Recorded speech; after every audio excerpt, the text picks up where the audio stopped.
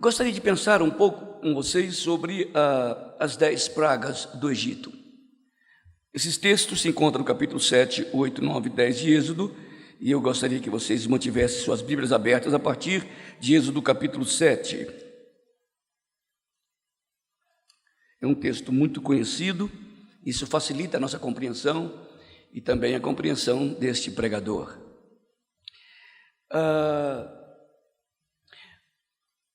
Na verdade, a gente fica às vezes preocupados com os ataques de Satanás à nossa própria vida em particular.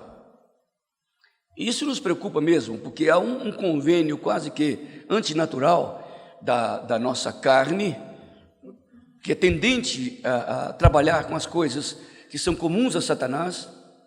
Há uma tendência que também o sistema, o Aion, o sistema do mundo, não o mundo cosmos, mas o mundo Aion, esse mundo sistematizado por Satanás, ele também concorre conosco, positivamente nesse sentido conosco, para que a gente também seja atacado e fragilizado na nossa fé. Mas eu não quero desencantar vocês com Satanás. Eu quero dizer para vocês nesta manhã que Satanás está muito mais preocupado com a glória de Deus do que com seu fracasso. Ele está muito mais raivoso, se pudesse assim dizer, com Deus do que contra você. E quero dizer mais que ele não tem tanta gana de você quanto que ele tem de desonrar a Deus. Se vocês perceberem naquele diálogo entre Satanás e Deus, no livro de Jó, hão de perceber que Satanás estava mais interessado em desonrar o relacionamento de Deus com Jó do que realmente desonrar Jó com Deus. Jó te ama porque você faz assim, assim, assim, assim e assado com ele. Na verdade, quando Satanás nos tenta, ele está muito mais preocupado com a glória de Deus do que com o nosso próprio fracasso. Como isso deve acontecer na mente infernal, tartárica de Satanás? Como isso passa na sua mente? O que nos fragiliza realmente enquanto filhos de Deus, salvos e redimidos pelo sangue de Jesus, não é outra coisa senão empanarmos diante de nós mesmos a glória deste Deus. Quanto mais distante ficar a glória de Deus dos seus adoradores, mais seremos fragilizados e mais Deus será envergonhado, desonrado, desglorificado. Então, Satanás cria uma tensão natural dos seus tentames e dos seus ataques. Ele cria uma tensão natural do sistema do mundo mancomunado com ele, para que essas duas forças, em conjunto com a nossa carne, nos fragilize. Não se escandalizem comigo. Satanás, ele é calvinista. Porque ele sabe que nós não vamos perder a salvação. Ele tem experiências antigas quanto a isso. Ele sabe que, por mais que sejamos fragilizados por ele, nós não vamos perder a salvação. Satanás não está preocupado com o nosso inferno, porque esse inferno não existirá no futuro para nós. Satanás está preocupado realmente com a nossa debilidade. Então Satanás não quer nos fazer deixarmos de sermos cristãos. Aliás, é uma coisa perigosa. Satanás corre um risco muito grande em tirar o filho pródigo da sua casa, da casa do pai. Porque quando esse filho voltar, porque ele vai voltar cheio da graça do Senhor, cheio de arrependimento, um desejo imenso de abraçar o seu pai, de curtir o seu pai. Muitas vezes, para fazer isso, Satanás nos mantém na própria igreja, mas nos mantém frios, nos mantém indiferentes. Percebam a sutileza com a qual Satanás trabalha nos páramos da igreja. Então, essa tensão entre mundo e crente gira em torno dessas coisas que são mais ocultas, que são mais subreptícias, que estão escondidas debaixo de ataques sutis de Satanás. Alguns, ele diz, não tire da igreja. Outros ele diz, tira-o da igreja. Aqueles que são férvidos, quentes, Satanás quer afastá-los da igreja. Outros que são frios, ele diz, mantenha na igreja. Essa é a tensão que eu chamo de carne, homem, pecado, mundo e Satanás.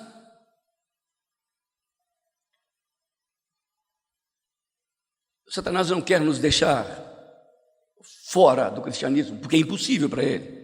Nem da graça salvadora, porque é impossível para ele. Ele quer que nós sejamos cristãos, porque não há outra saída, mas que sejamos cristãos miseráveis. Não importa, ou dentro da casa do Pai, ou fora da casa do Pai, a sua grande intenção é de nos mantermos cristãos, mas cristãos miseráveis, empobrecidos, vivendo num reino riquíssimo, fragilizados, vivendo num reino de campeões da peleja sagrada, descoloridos num reino de luz, sem voz no meio de profetas. Esta é a grande ação de Satanás, nos mantermos cristãos, mas cristãos miseráveis.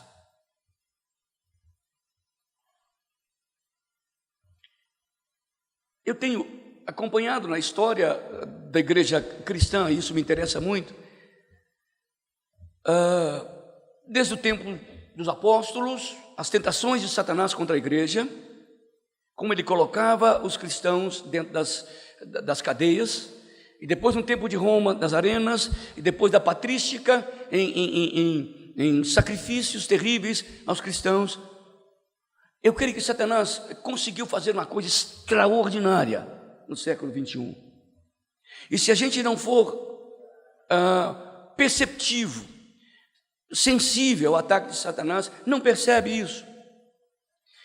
Satanás resolveu fazer uma coisa extraordinária no século 21, encher as igrejas cristãs de gente. Se você olhar as igrejas cristãs do Brasil, sejam elas pentecostais, neopentecostais, católicas, igrejas reformadas, elas estão abolhetadas de gente, cheias de gente. Mas Satanás está conseguindo fazer uma coisa extraordinária, tirar do meio dessa igreja Cristo. Venham para a igreja de Cristo, encham a igreja de Cristo, mas mantenham-o fora da igreja. Satanás atacou muitas vezes pelas portas da frente da igreja, agora ele começou a entrar pelas portas do fundo, tornando as igrejas locupletadas, lotadas de gente que não adora, de gente que não conhece mais a salvação. Já evangelizei católico, já evangelizei espírita, budista. Hoje já não faço mais tanto essas coisas, porque eu evangelizo evangélicos. O que Satanás fez foi encher as igrejas, diminuir até os cabarés, os rendezvous, as boates. Vamos esvaziar isso, vamos encher a igreja de Cristo, mas tire Cristo do centro da igreja.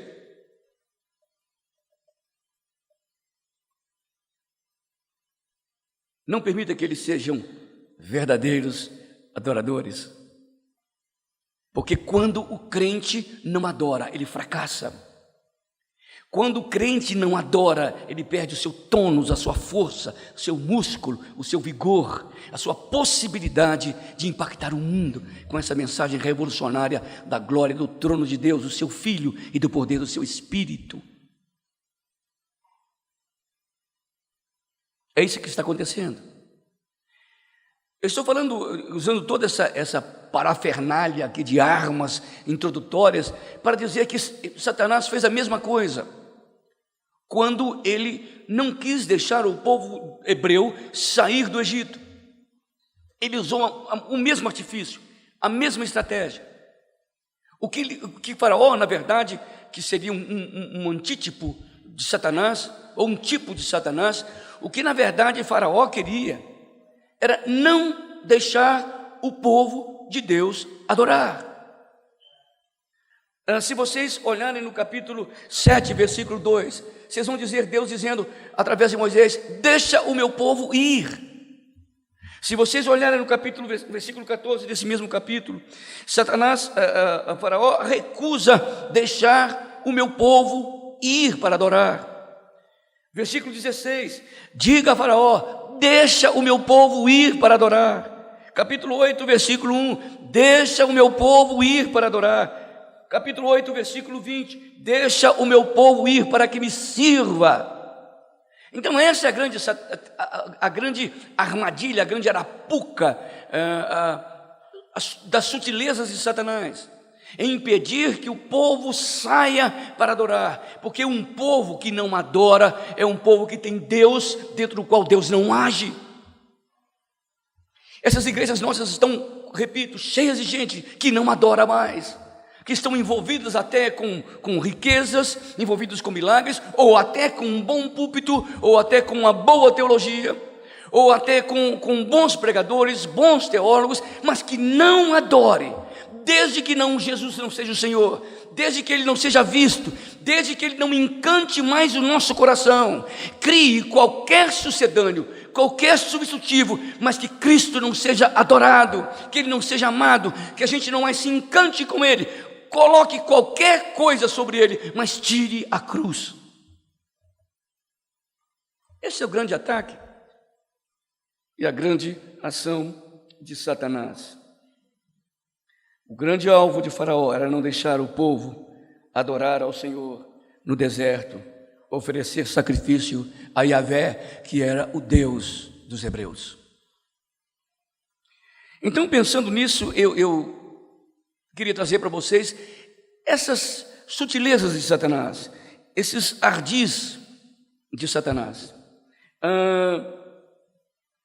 Se vocês perceberem no capítulo 7, versículos 17, 18 e 19, diz a Escritura Sagrada o seguinte, 17, 18 e 19: assim diz o Senhor, nisso saberás que eu sou o Senhor, com este bordão que tenho na mão ferirei as águas do rio, e se tornarão em sangue. Os peixes que estão no rio morrerão, e o rio se cheirará mal, e os egípcios terão nojo de beber a água do rio. Disse mais o Senhor a Moisés, dize a Arão, toma o teu bordão e estende a mão sobre as águas do Egito, sobre os seus rios, sobre os seus canais, sobre as suas lagoas e sobre todos os seus reservatórios, para que se tornem em sangue, e haja sangue em toda a terra do Egito, tanto nos vasos de madeira como nos de pedra. Se vocês perceberem que Deus começa a atacar a Satanás, o que Deus queria não era simplesmente atacar a Faraó, o que Deus queria não era simplesmente destruir Faraó. Deus queria destruir Faraó, mas em cima dessa destruição deveria estar a sua glória.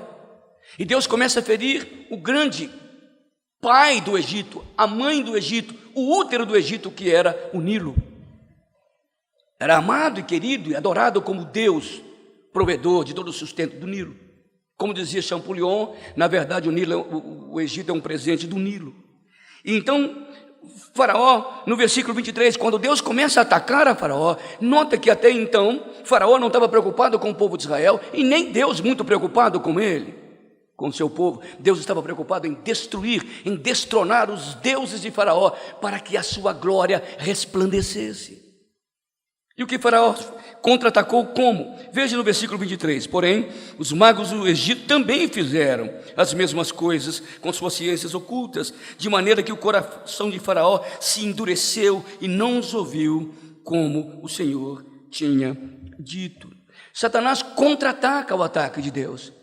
O que ele fez? Você acha que você é muito importante, Jeová? Você acha que você tem muito poder? Para mim você não é nada. Ele simplesmente virou as costas para o poder de Deus e diz, o que na verdade a sua glória é para o povo hebreu, para mim isso não vale nada. Eu sou o Faraó, o grande Deus. E ele vira as costas para esse Deus, ele contra-ataca Deus, virando as costas para esse Deus. Notem que a preocupação, a crise estava entre Faraó e Deus. O povo do Egito, o povo hebreu ainda não tinha entrado no meio deste imbróglio, no meio deste conflito, no meio dessa confusão. Moisés estava simplesmente ali como representante do próprio Deus. E o povo hebreu estava ali, Deus estava preocupado com o povo hebreu, mas antes ele teria que destronar Faraó. E Satanás, preocupado com a glória de Deus, queria empanar, ele queria encobrir, ele queria abandonar esse Deus, dizendo: você não é nada para nós, nós temos outros deuses poderosos aqui. Você não tem poder para mexer nos nossos deuses, e o Nilo é o nosso grande pai, a nossa grande mãe, o nosso grande útero. E Deus então fere o Nilo, e Satanás e Faraó vira as costas para esse Deus. A segunda armadilha está aqui na segunda praga. Satanás disfarça, deixa Deus de lado, e no capítulo 8, versículo 3, diz a Bíblia que Deus começou a jogar a sua segunda praga, enchendo o Egito de rãs. O que Faraó diz quando Deus começa a pressioná-lo? Capítulo 8, versículo 8, ele diz o seguinte: chamou Faraó a Moisés, a Arão, e lhes disse: rogai ao Senhor que tire as rãs de mim, do meu povo. Então deixarei ir o povo para que ofereça sacrifício ao Senhor. Tudo bem, você começou a me pressionar, Deus. Então, Moisés, você pode levar o povo para oferecer sacrifício, mas no deserto, bem perto daqui. Vai ali e volta. Eu estou muito pressionado. Eu sei que Deus está irado contra mim. Então, se Ele tem amor a este povo, vocês podem fazer a sua adoração, mas vão e voltem. Não vão para muito longe. Não fiquem longe demais do Egito. Vão lá na igreja de vez em quando. Façam as suas orações, as suas novenas, as suas preces. Vá no culto da manhã, ouça um bom pregador. Ouça um hino cantado que é tão lindo. Mas volte para o Egito. Volte para o mundo. Comece a praticar as coisas do mundo. Não é isso que Satanás assim tem trabalhado conosco. Nós nos encantamos com o culto, com as coisas bonitas no domingo, e a gente se enche de Deus, e a gente fica cheio de emoção, mais do que quando o Corinthians faz um gol, e a gente fica todo feliz. E aí na segunda-feira a gente para de adorar. Parece que alguma coisa estanque nos tirou daquela situação de adoração, e a gente passa a ser pessoas miseráveis, enquanto no domingo estávamos num banquete. Vocês vão para longe? Não vão para muito longe. Não fiquem longe demais do Egito. Podem adorar, podem sair, mas voltem a comer as minhas cebolas, os meus alhos, as minhas carnes, minhas guloseimas deliciosas, que um adorador nunca vai gozar. Deus estava dizendo: eu quero que meu povo saia do Egito para me adorar.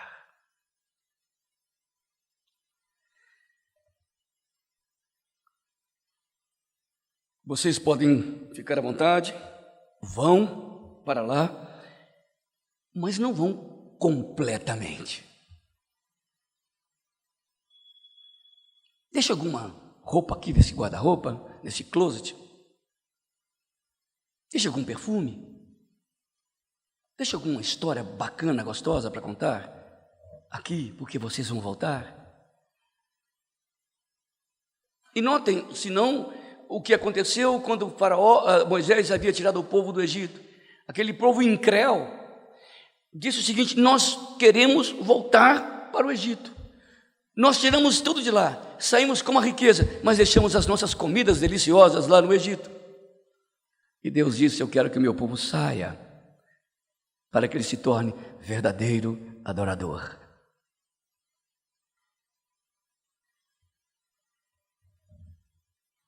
A terceira armadilha de Satanás está aqui na praga de piolhos, capítulo 8, versículo 16. Disse o Senhor a Moisés: dize a Arão, estende o teu bordão e fere o pó da terra, para que torne em piolho por toda a terra.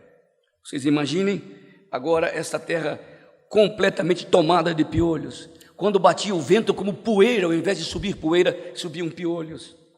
E Satanás contra-ataca esta ação de Deus de tentar tirar o seu povo para fazê-lo povo adorador, povo que o amava num lugar inóspito no deserto, mas um povo que amava o Senhor, que recebia do Senhor o provento, o alimento, não cebolas e carnes do Egito, mas pão e codornizes do céu.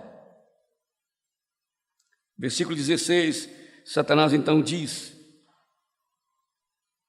o versículo 19, então Satanás diz: então disseram os magos a Faraó: Isto é dedo de Deus. Porém o coração de Faraó se endureceu e não o ouviu, como havia dito o Senhor. Mesmo os magos, Janes e Jambre, que eram dois grandes feiticeiros, olha que transformar água em sangue não é brincadeira, tem que ser muito mágico, tem que ter poderes espirituais, que não são espirituais do Deus verdadeiro, mas são poderes reais. E esses mesmos magos, pressionados pelo poder de Yahvé, também disseram: isso é dedo de Deus, será que você não percebe, Faraó? Os próprios profetas da magia clamavam, os profetas do óbvio clamavam, dizendo: Faraó, deixa esse povo sair. Quero dizer para vocês que Deus não descansa, nem de dia nem de noite. E essa grande obra é tornar a sua igreja genuinamente adoradora. Adorar não é simplesmente cantar, isso é louvor. Adorar não é simplesmente orar, isso pode ser uma intercessão, coisa assim. Adorar é reconhecer os atributos de Deus, as qualidades de Deus, e dizer para Ele quais são essas qualidades. Costumo dividir a teologia sistemática com a teologia bíblica. A teologia sistemática é a teologia que estuda a crença no nosso Deus. E a teologia bíblica é aquela que estuda o Deus da nossa crença. Quero dizer para vocês que a nossa teologia é primariamente bíblica. É dela que surge a teologia sistemática. E nós somos adoradores do Deus da nossa crença. Não adoramos a crença no nosso Deus, embora essas crenças sejam verdadeiras, mas adoramos o Deus da nossa crença. Estamos muito além dos nossos credos, e nós nos achegamos a esse patamar, a esse status da vida espiritual, esse grau de santificação, quando nos encantamos com as qualidades desse Deus, com as perfeições desse Deus, com o caráter desse Deus. Quando a gente se encanta, se apaixona por isso, nós nos tornamos genuinamente adoradores de Deus. O que Yahvé queria, o que Jeová queria, era tirar todos os óbices, todos os obstáculos do Egito, Faraó, para que Israel, o povo hebreu, olhasse Deus como Ele era, na sua glória, na sua perfeição, com seus milagres, com as suas interferências, com as suas interceptações históricas, para abençoar o seu povo no deserto durante 40 anos. Quarto ataque de Satanás foi através da de Faraó, foi através da quarta praga, que eram pragas de moscas. O capítulo 8, versículo 24 diz o seguinte: assim fez o Senhor, e vieram grandes enxames de moscas à casa de Faraó e às casas dos seus oficiais, e sobre toda a terra do Egito, e a terra ficou arruinada com estes enxames. O Faraó viu aquela terra rica, maravilhosa, talvez como Nova York, cidade maravilhosa, cheia de moscas, que entrava pelos cantos, pelos porões, pelas cozinhas, pelos aquedutos, lotados de mosca. E Faraó ficou apavorado. Mas mesmo assim, ele contra-atacou ao Senhor. E diz, então, o versículo 28. 8:28. Então disse Faraó: deixa-vos ir, para que ofereça sacrifício ao Senhor, vosso Deus, no deserto. Somente que saindo, não vades muito longe. Não vão longe demais, não me percam de vista, não percam o meu perfume, não percam o meu cheiro. É assim que nos tornamos cristãos mundanizados, cristãos secularizados. Quando vamos para adorar, mas dentro de nós ainda existem coisas antigas de Satanás, antigas da nossa velha carne, sopros, luzes, imagens, cenários do mundo que nos atrai. Vão, adorem, mas não vão muito longe. Não fiquem fanáticos demais. Voltem, deixem um caminho estratificado para a volta para o Egito. Então Deus manda a quinta praga, e essa quinta praga fere os animais. Capítulo 9, versículo 3 diz o seguinte: Eis que a mão do Senhor será sobre o seu rebanho, que está no campo, sobre os cavalos, sobre os jumentos, e sobre os camelos, e sobre o gado, e sobre as ovelhas, com pestilências gravíssimas. Faraó queria que, à luz de Satanás, que o povo de Deus o adorasse, mas não fosse longe. Deus dizia: não quero nenhum contato com você. Eu não quero que o meu povo tenha contato com o Egito. Eu não quero que o meu povo tenha nenhum cheiro de Faraó. Eu quero que os meus animais sejam santos. E por isso eu vou sacrificar os seus animais, os seus touros, porque vocês adoram Deus como tolos que adoram touros. Então Deus começa a ferir os animais, os símbolos sagrados do Egito. Feriu os deuses simbolicamente do Egito, para que Faraó deixasse o povo sair. Então, no versículo 7, capítulo 9, diz o seguinte: Satanás contra-ataca. Mesmo assim, Faraó, com o coração duro, tomado por Satanás, continua. Versículo 7, capítulo 9. Faraó mandou ver, e eis que do rebanho de Israel não morrera nenhum sequer. Porém, o coração de Faraó se endureceu e não deixou o povo ir. Essa era a grande expectativa de Faraó. Vou criar todas as estratégias para que os hebreus não saiam. Os hebreus não eram tão importantes assim para Faraó. Eram escravos, mas não traziam tantas riquezas assim. O problema é que estava dentro do coração do povo hebreu uma promessa, que Deus mandaria o libertador, que Deus mandaria alguém que ia tirá-los do Egito, da escravidão, do látego, do chicote de Faraó, e Deus ia levá-los para o deserto, para que no deserto eles fossem livres. É muito melhor ser uma águia magra, mas voando nas alturas, do que ser um porco gordo dentro de um chiqueiro esperando o Natal chegar para ser morto. Era isso que Deus queria: separar o seu povo. Separe os animais que são meus, separe o povo que é meu, para que tudo que seja meu seja santo como eu sou santo, no dizer de Moisés no livro de Levítico. Sexta praga, a praga das úlceras. O capítulo 9, versículo 11 diz o seguinte: de maneira que os magos não podiam mais permanecer diante de Moisés por causa dos rumores, porque havia tumores nos magos e em todos os egípcios.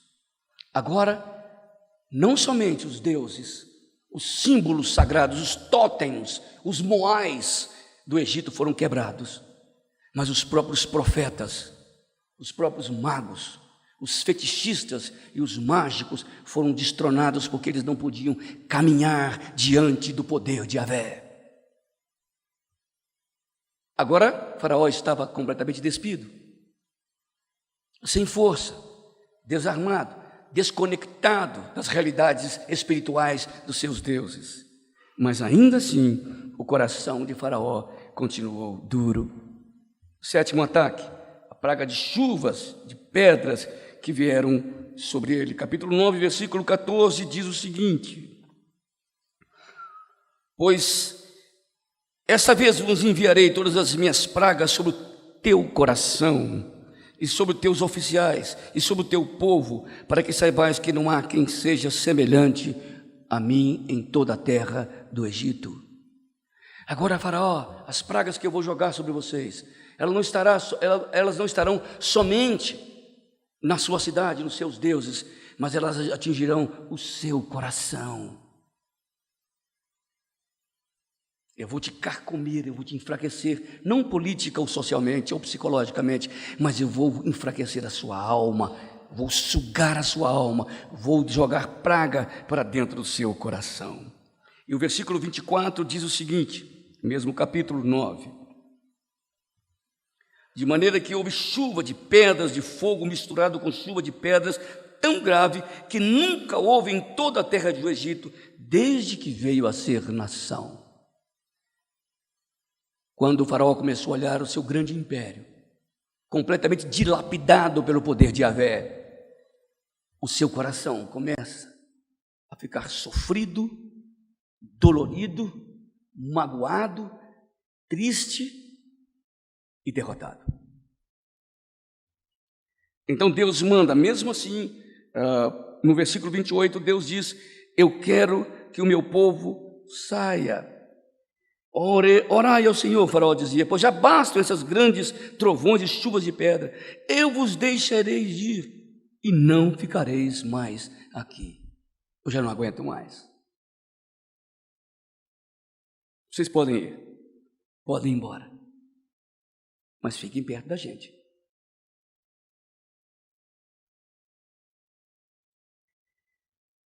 Oitava praga, praga dos gafanhotos. Capítulo 10, versículo 8 diz o seguinte, que Deus mandou pragas terríveis. Aquele limbo criado pelo Nilo no tempo das enchentes estava cheio de espigais, de milhos, espigais de arroz, de trigo.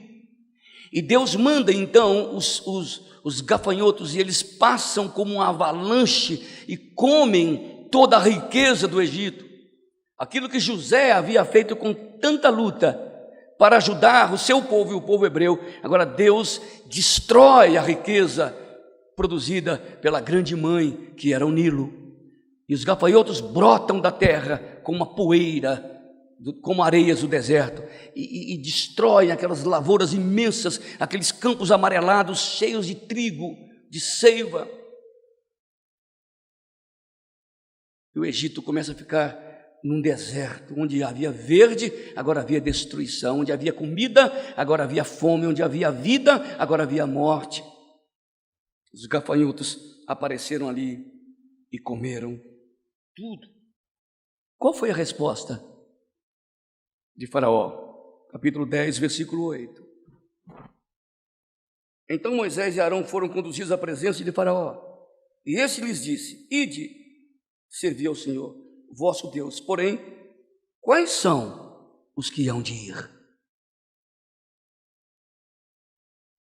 Quem que irá servir? Respondeu Moisés, havemos de ir com os nossos jovens, com os nossos velhos, com os nossos filhos, com as nossas filhas, com os nossos rebanhos, com os nossos gados, havemos de ir, porque temos que celebrar a festa ao Senhor. Vocês podem ir, mas deixem os filhos. Faraó estava criando uma estratégia de que somente os titulares da adoração fossem, mas que os filhos não fossem, que os jovens não fossem adorar ao Senhor. Quando nós olhamos para nossas igrejas, normalmente as igrejas na Europa, a gente vê uma igreja de velhos. Aqui nas nossas igrejas reformadas ainda há alguns jovens, mas tem igrejas que não há jovem nenhum. Igrejas presbiterianas aqui em São Paulo, porque Satanás deixou que os pais ficassem, que os avós ficassem, mas que os filhos continuassem no Egito. E os nossos filhos estão saindo pelos nossos dedos. A força, o vigor, o tônus, o músculo das nossas igrejas estão saindo, estão ficando lá no Egito, talvez por interesses outros nossos. Talvez queiramos que os nossos filhos sejam muito melhores profissionais do que bons adoradores, e que se casem muito melhores do que sejam noivas de Cristo. Talvez estejamos preocupados com essas coisas, talvez estejamos interessados mais por essas coisas, e os nossos filhos estão saindo pelos nossos dedos, voltando do deserto para o Egito. Como me alegra em chegar a uma igreja reformada e vê-la cheia de jovens e moços. Nós temos tentado fazer isso com uma força hercúlea na nossa igreja. Temos criado vários modelos chamarizes para atrair os nossos jovens e jovens que são de outras denominações para a nossa igreja, para que eles, jovens, adorem a Deus, reconheçam Cristo como Senhor e se encantem pelo desafio do discipulado e amem a Jesus e se entremetam com Jesus e se comprometam com Jesus e se radicalizem com Jesus. Faraó dizia, vocês podem ir, mas quem que vai? Está tudo bem na sua casa. Nós todos conseguimos ler a Bíblia uma vez por semana juntos, se tanto. Eu ainda consigo orar com a minha esposa, com meu esposo, à noite. Ainda consigo dar alguns toques, alguns sinais de cristianismo para os meus filhos. Tenho tempo de ficar com os meus netos e até ensino algumas coisas para eles. Mas isso é suficiente para criarmos adoradores. O que Deus quer é o seguinte: deixa o meu povo sair para me adorar. E o meu povo não se constitui apenas numa elite religiosa. Meu povo tem velhos, tem jovens, tem crianças. A igreja é a igreja de todas as eras, de todas as faixas etárias, de todas as idades. A Bíblia diz no profeta Joel que quando o Espírito Santo descesse, ele ia fazer algumas coisas inusitadas, algumas coisas extraordinárias. Ele disse que os velhos sonhariam. Velho não sonha, velho conta coisa do passado. Mas o adorador de Deus não vive de passado, ele não é museu. Mesmo que ele seja encanecido pelo tempo, envelhecido, mas quando ele é cheio do Espírito, cheio da graça de Deus, ele tem sonhos para a sua vida, sonhos para a sua casa, sonhos de ver os seus netos servindo ao Senhor, sonhos de ver a sua geração servindo ao Senhor. Me encanta muito com Caleb, quando ele chega lá do outro lado, na terra prometida, ele diz para Josué: agora eu quero que você me dê a terra que você me prometeu. Tá bom, Caleb, você está meio já envelhecido, acabadão. Eu vou te dar uma terra aqui embaixo, plana, porque velho não pode subir muita escada, porque cai. Caleb disse: não, Josué, eu quero aquelas terras lá do alto. Mas lá moram os enaquins, os gigantes. Mas eu tenho a mesma força que eu tinha há 40 anos atrás. O que renovou o coração de Caleb foi o seu sonho de possuir o sonho de Deus na sua vida, em tornar as realidades de Deus realidades para a sua história, para a sua vida, de encarnar a história de Deus na sua própria história. Foi isso que renovou o coração de Caleb. Quero dizer para vocês que eu era jovem e tinha cara de velho, roupa de velho. Vocês veem que eu tenho uma roupa nova, e eu andava como velho e falava como velho. Eu fui um jovem velho até 40 anos. Agora eu sou um velho jovem. Tenho muitos amigos que abandonaram a igreja presbiteriana, muitos teólogos, grandes teólogos, que se desanimaram com a igreja de Cristo. Pelo contrário, porque eu sei que a igreja não é minha, ela vai ser vitoriosa. Essa igreja da Lapa vai ser vitoriosa não pelos potenciais que ela tem, e os tem em quantidade, não pelo grande pastor que vocês têm, e tem bons presbíteros, e sim, mas porque essa igreja é a igreja do Senhor Jesus Cristo. E Deus vai fazer dessa igreja, queira você ou não, queira Faraó ou não, queira a sua carne ou não, queira o mundo ou não, uma igreja de adoradores.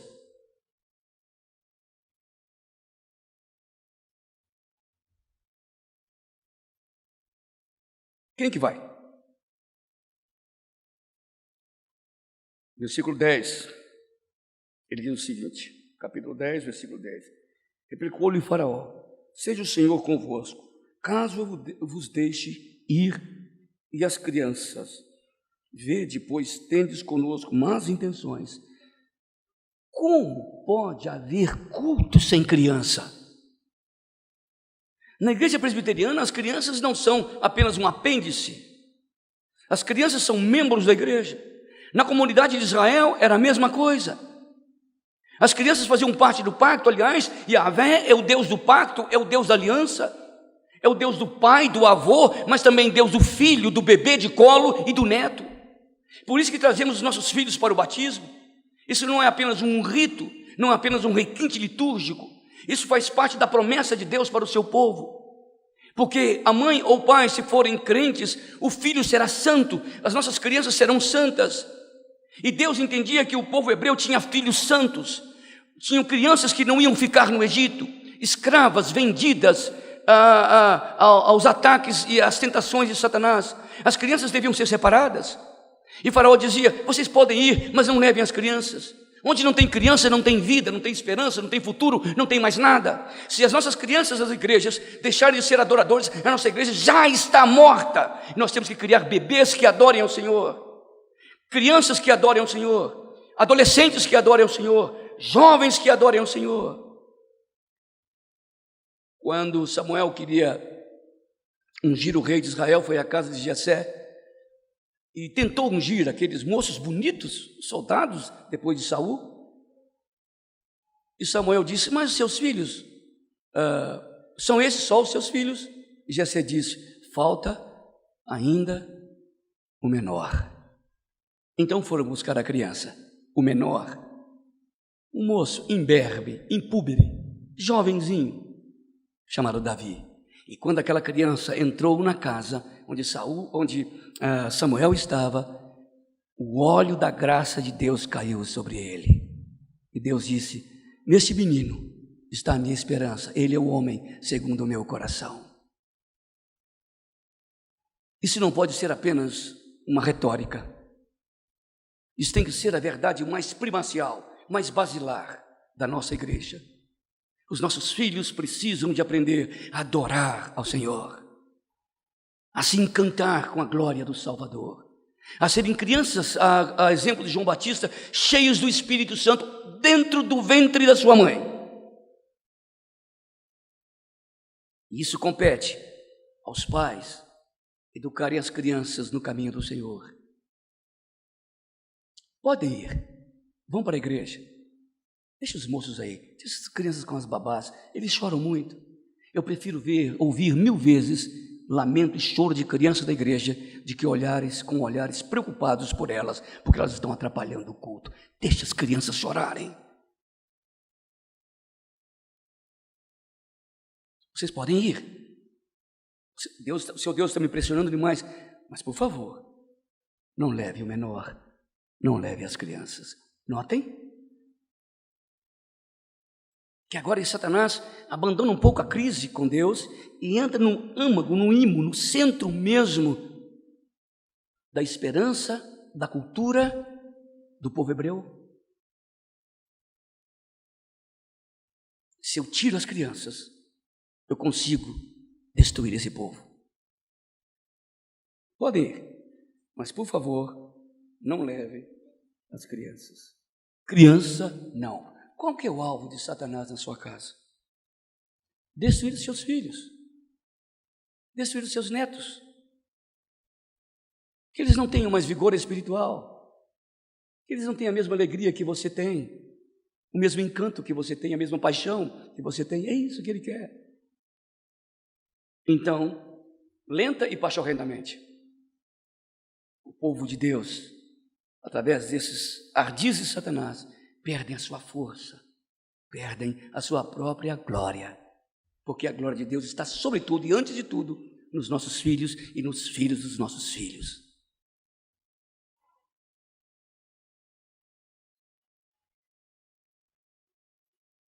Tá bom, vão lá, e Moisés disse: não, eu tenho que levar as nossas crianças. Sem criança, não há culto. Então, Deus manda o seu 9º ataque, e Satanás usa a sua 9ª estratégia. Capítulo 10, versículos 21 a 29, diz o seguinte: então disse o Senhor a Moisés: estende a mão para o céu, e verão trevas sobre a terra do Egito, trevas que se possam apalpar. Estendeu, pois, Moisés a mão para o céu, e houve trevas espessas sobre toda a terra do Egito por 3 dias. E não viram uns aos outros, e ninguém se levantou do seu lugar por 3 dias. Porém, todos os filhos de Israel tinham luz nas suas habitações. Então o faraó chamou Moisés e lhe disse: ide, servi ao Senhor, fique somente o vosso rebanho e o vosso gado, e as vossas crianças também irão com vocês.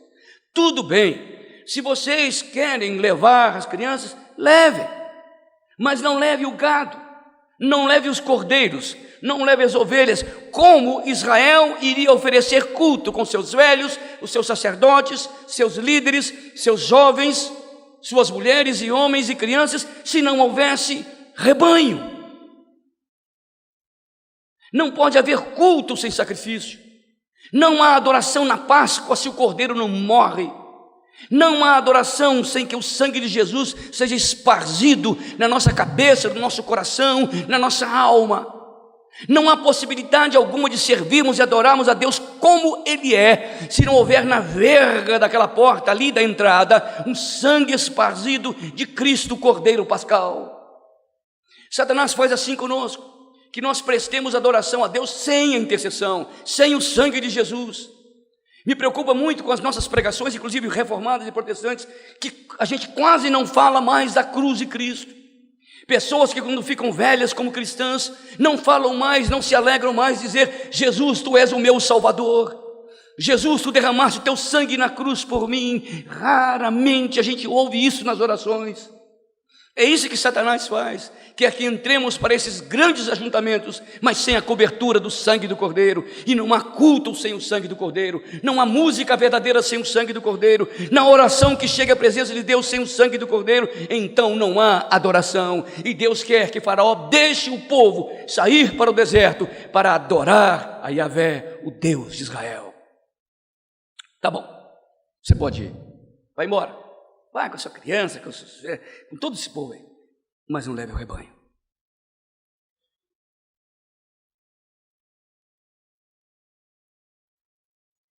É a mesma estratégia, a velha estratégia do velho psicólogo destruidor das nossas almas, Satanás. Trabalha com armas sutis, como aquela que lhes disse no começo sobre os templos lotados. Não entra mais pelas portas da frente, porque todo mundo conhece, mas entra pela porta do fundo. E cria Jezabel dentro da igreja, quantas elas, e destrói os nossos jovens, as nossas crianças. Conheço uma igreja, que vocês conhecem também, onde haviam líderes que destruíram 2 gerações. Destruíram 2 gerações. Porque entrou pela porta do fundo, não pela porta da frente. Pode ir. Não leva a criançada toda, os jovens, os velhos, pode levar todo mundo. Mas não leve o cordeiro, não leve o rebanho.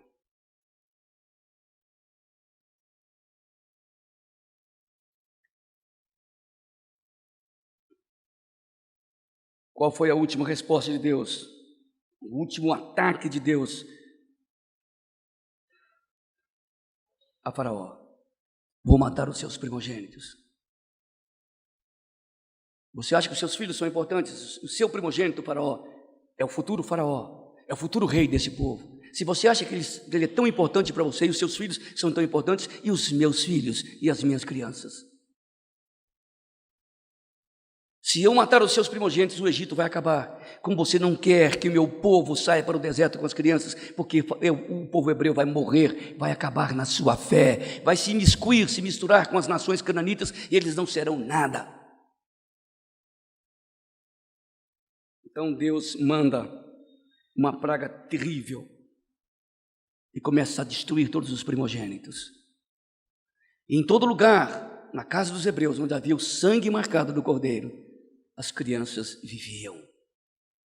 Pai, mãe, vó, vô, os nossos filhos só vão viver de verdade netos se forem marcados pelo sangue do cordeiro.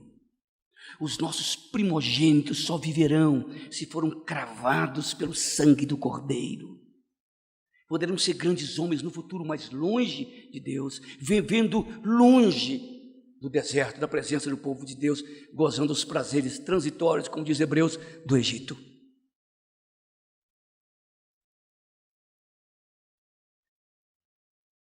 Eu queria fazer um apelo a essa igreja nesta manhã. Ele está aqui no capítulo 10, versículo 26.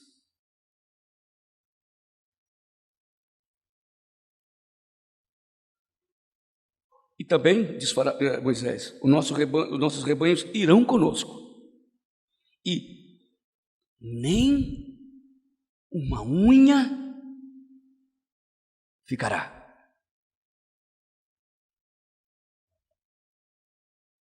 Não há jeito de ser adorador se não for radical. Não há jeito, não há maneira de sermos adoradores se não formos radicais. Moisés disse: nós vamos levar tudo e não vai ficar uma unha nossa aqui, nesse mundo rico e desgraçado. Esse mundo cheio de forças espirituais, mas não genuína adoração. Mundo cheio de magias, mas sem os milagres do deserto. Mundo que tem um Nilo cheio de água, mas não aquele mundo onde Deus tira a água da pedra. Cheio de pão, mas que não vem do céu. Cheio de carne nos açougues, mas que não vem do milagre e da mão de Deus. Nós temos que viver do milagre de Deus todo dia no deserto. Nunca vai faltar nuvem para trazer o frescor sobre a nossa vida, nunca. Nunca vai faltar coluna de fogo à noite para nos guiar nas trevas da nossa existência. Nos medos ocultos da nossa alma, sempre haverá uma coluna de fogo para nos guiar. Mas eu não quero deixar nenhuma unha para Faraó.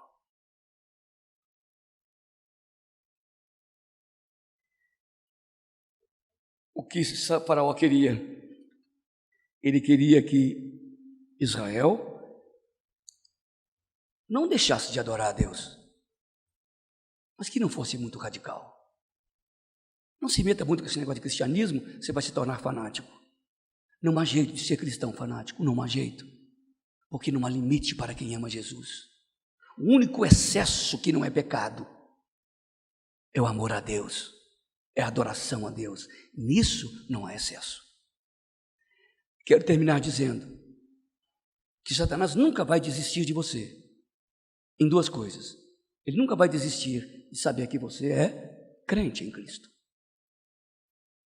Mas ele nunca vai deixar de atacar você para que você continue crente, mas pobre, continue cristão, mas miserável. E a única maneira de combatermos esta virulência tartárica de Satanás é nos tornarmos cada dia mais verdadeiros adoradores que adorem o Pai em espírito e em verdade. Eu queria que você fizesse um pacto na sua casa, dizendo para o seu marido, sua esposa, seus filhos e netos: não queremos deixar nenhuma unha no Egito. Que Deus nos ajude. Amém.